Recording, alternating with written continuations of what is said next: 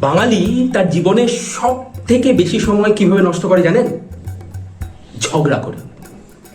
এই ঝগড়া শুরু হয় সেই জন্ম থেকে, সেই হাসপাতাল থেকে। তারপর বাড়িতে আসার পর পারিবারিক ঝগড়া, পাড়া প্রতিবেশীদের মধ্যে ঝগড়া, রাস্তাঘাটে যেখানেই যাও, যেই স্থানেই যাও, সব জায়গায় লাইন দিতে হয়, সে লাইনে দাঁড়িয়ে পা রাখার জন্য ঝগড়া। তাছাড়া ট্রেনে, বাসে, মেট্রোতে সর্বত্র অহেতুক ছোটোখাটো বিষয় নিয়ে ধাক্কা ধাক্কি, ঠেলা ঠেলি, সামান্য পা রাখা, তা নিয়ে ঝগড়া। ঝগড়া ঝগড়া ঝগড়া, তারপর অফিসে ঝগড়া, কর্মক্ষেত্রে ঝগড়া, জীবনে ঝগড়া, আড্ডার থেকে বসে মজার ঝগড়া। ঝগড়াটা করে বাঙালি যে কিভাবে উপভোগ করে সেটা বাঙালি নিজেও জানে না।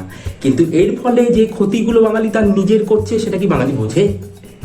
কারণ ঝগড়া থেকেই শুরু হয় ব্লাড প্রেশার, উচ্চ রক্তচাপ, কারণ মাথা গরম হচ্ছে, শরীর খারাপ হচ্ছে, উত্তেজিত হচ্ছে, তখন হার্টবিট বাড়ছে, স্বাভাবিকভাবেই নানান রকম রোগের প্রাদুর্ভাব ঘটছে এই ঝগড়া থেকে। এবং বেশিরভাগ ঝগড়াই দেখা যায় যে কারণগুলো নগণ্য কারণ, অহেতুক কারণ, ছোটোখাটো যে কারণগুলোর কোনো যৌক্তিকতা নেই।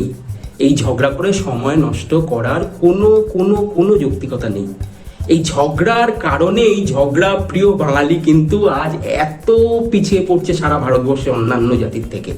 তাই ঝগড়া প্রিয় বাঙালি, আপনারা জাগুন, শান্তি বজায় রাখুন। অহেতুক ঝগড়া বা ঝগড়া জিনিসটাকেই যতটা সম্ভব বর্জন করুন, এড়িয়ে চলুন। যেই সময়টা ঝগড়া করে বৃথা অপচয় করছেন সেটাকে ভালো কাজে, উন্নতি কল্পে নিয়োগ করুন।